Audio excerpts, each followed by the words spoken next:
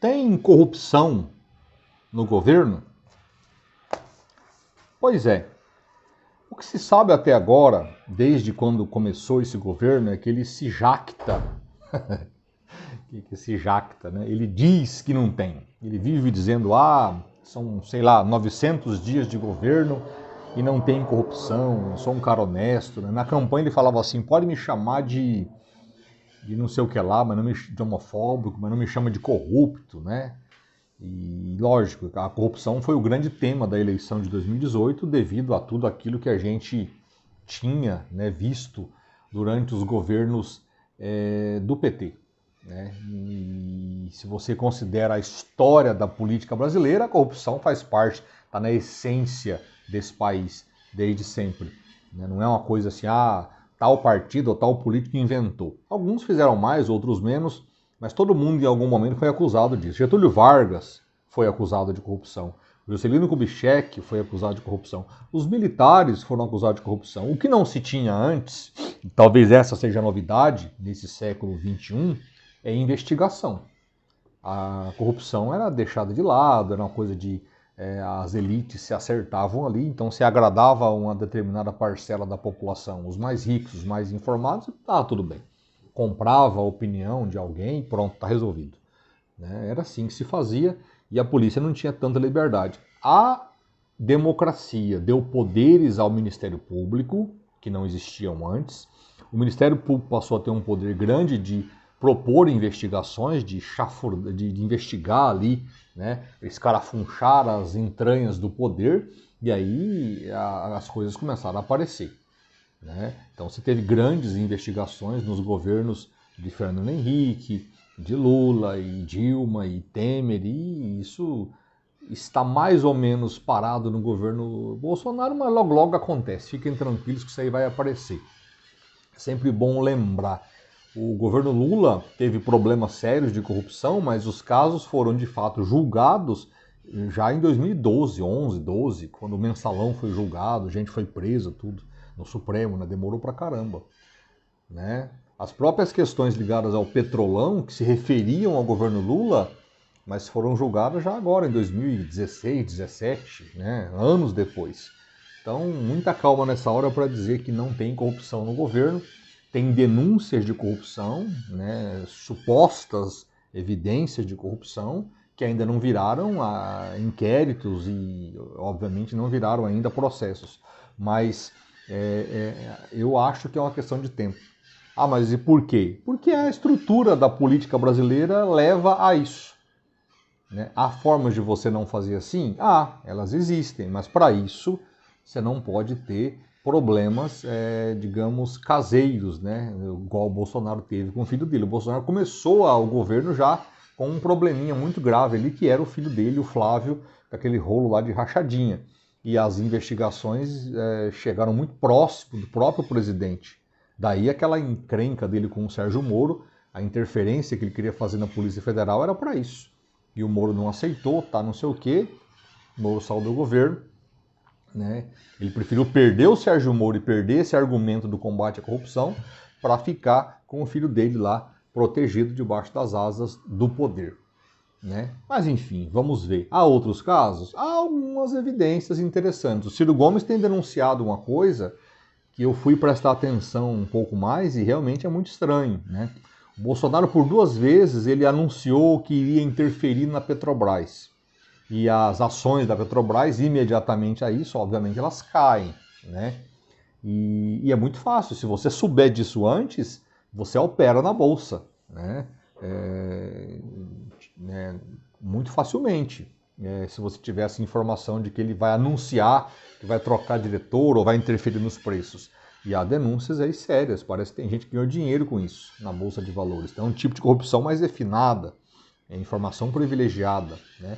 Há uma outra questão que o Ciro Gomes vem denunciando também, não sei se isso vai se comprovar, mas também é um negócio bastante sério. O Banco do Brasil vendeu para o BTG, que é um banco fundado pelo Paulo Guedes, que é o ministro da Economia.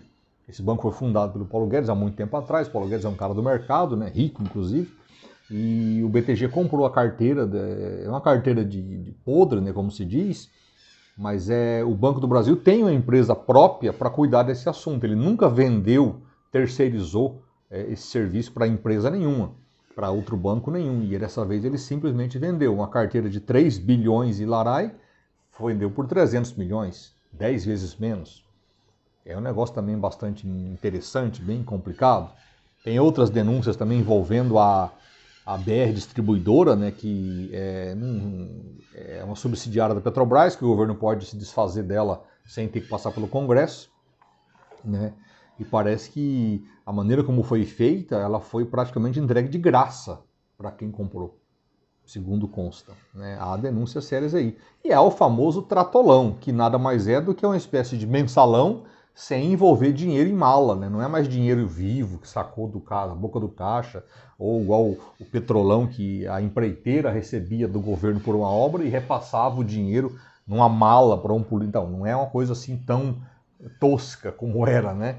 Agora está refinado. O tratolão nada mais é do que tem um orçamento dos parlamentares. Todos eles têm direito ali de investir nas suas bases. Então é igual para todo mundo, não tem como o governo não dar. E aí o governo criou um orçamento a mais, só para deputados e senadores aliados e amigos. São aqueles que elegeram Arthur Lira, né, o presidente da Câmara, que é um cara condenado na lei da ficha limpa, que assumiu o mandato sob liminar. O presidente da Câmara dos Deputados do Brasil, o deputado Arthur Lira de Alagoas, ele é deputado por meio de uma liminar. Uma liminar o garante no cargo, mas ele deveria estar fora da política pela lei da ficha limpa. Né? Enfim, é isso.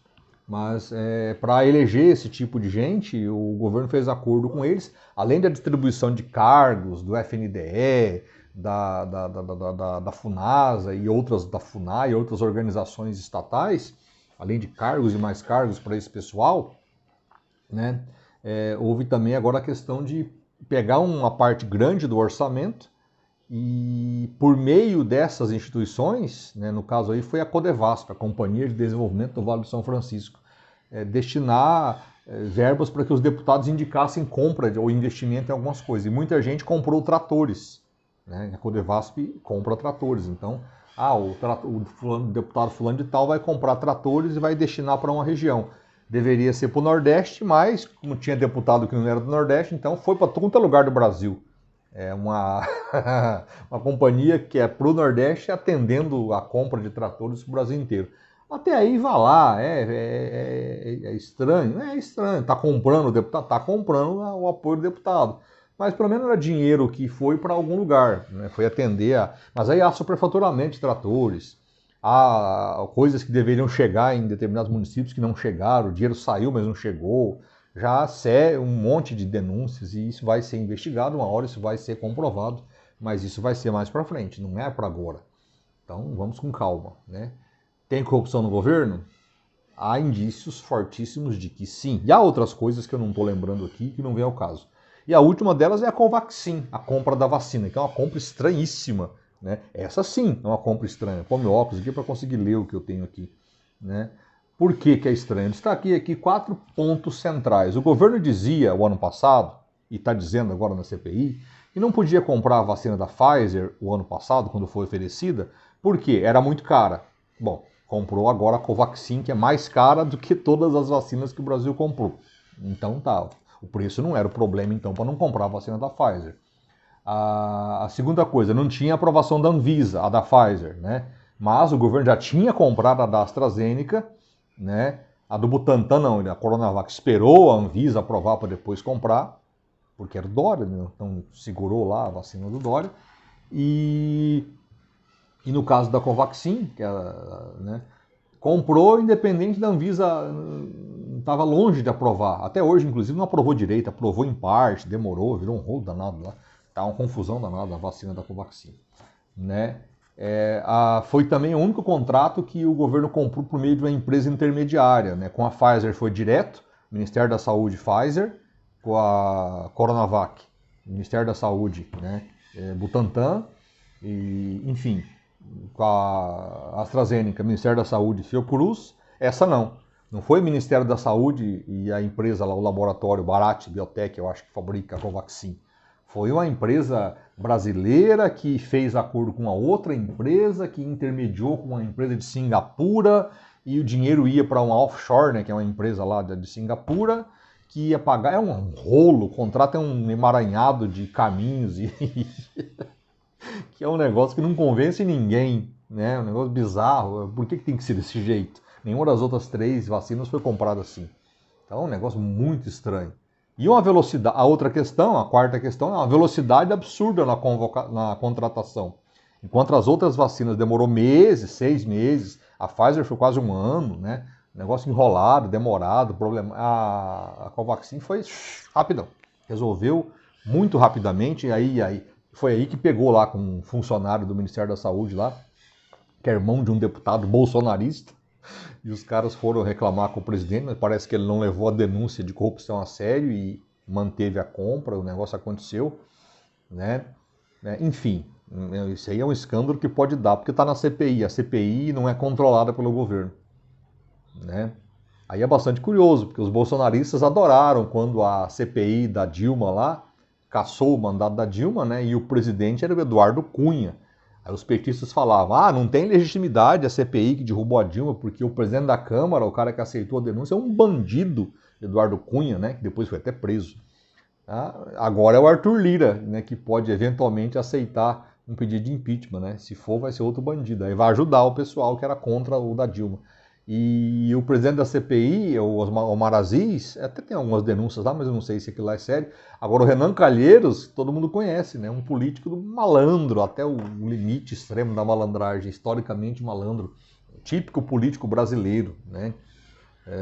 E é ele que está articulando, ele articulou essa CPI, ele é o cara que comanda aquilo tudo ali, é curioso. Agora estão reclamando, né? O cara é um bandido. Mas quando era o Eduardo Cunha, ninguém reclamou, né? Mas enfim, bastante curioso.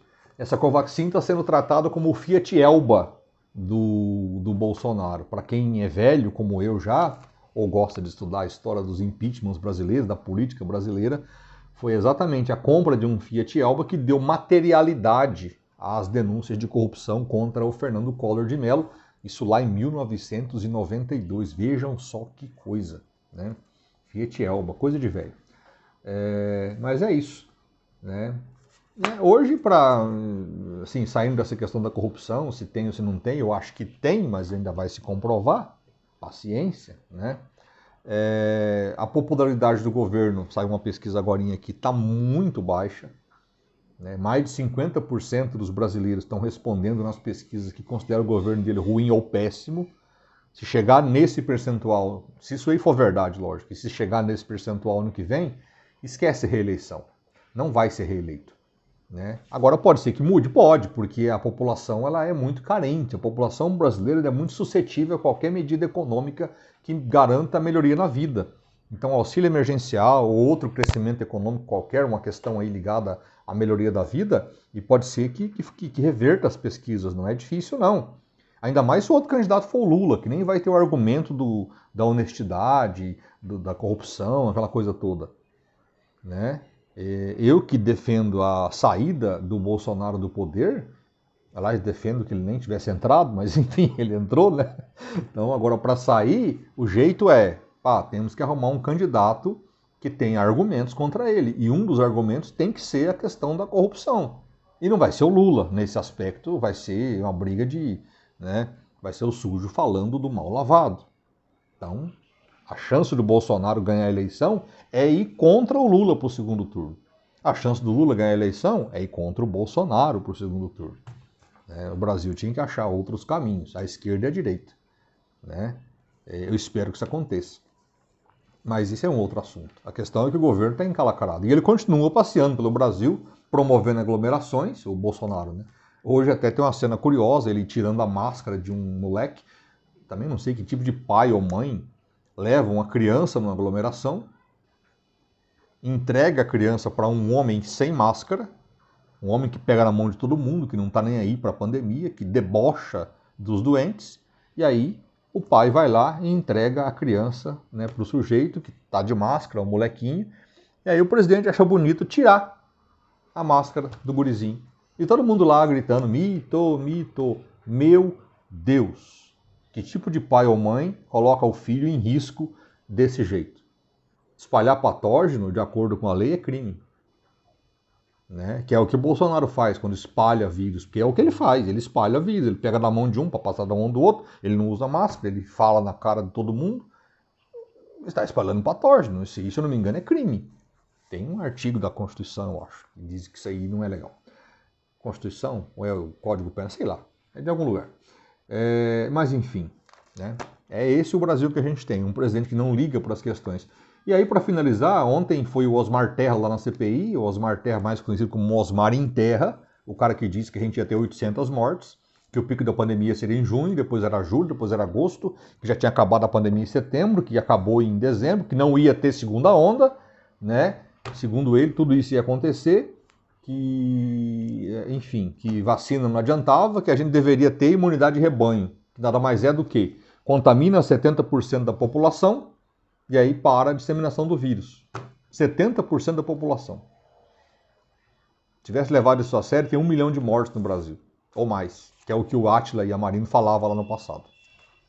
Se o Osmar Terra tivesse sido levado a sério. Ainda bem que não foi. Nem pelo próprio Ministério da Saúde do Bolsonaro. Né? E o curioso, né? Imunidade de rebanho. Né? Fazer todo mundo se contaminar com o vírus para que ninguém transmita mais o vírus. Tinha que combinar com o vírus para não ter mutação, né? Que aí surgem as variantes. E também, outra opção, né, é olhar para os fazendeiros. Como que os fazendeiros imunizam o rebanho? É deixando todos os animais pegarem a doença? Ou é vacinando? E é vacinando, né? Os fazendeiros imunizam os rebanhos vacinando os animais. Mas para o povo, o Osmar Terra, Osmar em Terra e o Bolsonaro defendem que todo mundo pegue o vírus. É curioso isso, né? Nem aprendeu com o fazendeiro ao criador de gado. Um negócio bizarríssimo. Bizarro até o limite. Né? Mas enfim, o que interessa no fim das contas, senhores e senhoras, é que nós temos que encontrar uma alternativa a esses sujeitos que nos governam. Né? Vamos ver, amanhã na CPI tem o tal do deputado lá que vai explicar sobre a Covaxin, vai mostrar documentos, vamos ver o que acontece. Mas independente da CPI, o meu foco central são as eleições. Nós não podemos ficar elegendo políticos assim, despreparados para o cargo que ocupam. É um vexame. Né? É muito vexame o que está acontecendo com o Brasil. Beleza? Terrível isso. Vamos ver se a gente aprende com essa e na próxima a gente sai com uma solução, né, para se livrar desses negacionistas, desse obscurantismo. Né? Sim, ontem foi o Osmar Terra, né? Hoje foi o Pedro Halal, que é um professor epidemiologista lá da Universidade Federal de Pelotas, e a doutora Jurema Werneck, também da área aí de... Aliás, a doutora Jurema, que comanda uma instituição aí que analisa a situação, disse que o fato da gente não tomar certas medidas, máscara, rastreamento, testagem, na pandemia, isso poderia ter evitado 120 mil mortes.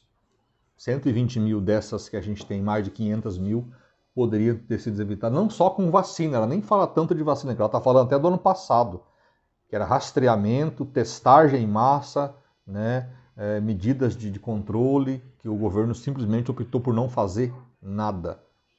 Ele não quis fazer nada e quando quis ele queria sabotar os governadores e prefeitos que queriam fazer alguma coisa. 120 mil pessoas poderiam não ter morrido se tivéssemos tomado algumas medidas sugeridas por cientistas. Mas a ciência nunca teve tão em baixa no Brasil. Espero que a gente saia dessa um dia. Vamos conseguir? Eu acredito que sim, é possível. Há políticos no Brasil, e não estou dizendo que há políticos 100% honestos, brilhantes, grandes, não. Mas há políticos no Brasil, governadores, prefeitos e outros que não estão em cargo nenhum, mas que têm ideias, têm projetos, alguns têm experiência, têm realizações a mostrar e, acima de tudo, há políticos com bom senso no Brasil. Eles existem, eles sempre existiram. Nós já tivemos grandes prefeitos, grandes governadores e grandes presidentes. Não quer dizer que nós tivemos políticos perfeitos, porque não há político perfeito, como não há professor perfeito, policial perfeito, Enfim, não há ninguém perfeito, né? A não ser que Jesus Cristo nos desse a graça de vir aqui se candidatar. Mas eu acho que ele não vai vir. O reino dele não é desse mundo. Lembra? Ele disse isso. Meu reino não é desse mundo. Aliás, esse é um bom recado para cristão que quer enfiar Jesus na política, né? Jesus falou, meu amigo, meu reino não é desse mundo. Eu não vim aqui para mexer com as questões locais aí de vocês. Virem-se, se virem com essas questões. Beleza? Então tá. Dito isto, felicidades, espero encontrá-los aí num futuro próximo, tá? Ok, valeu, forte abraço.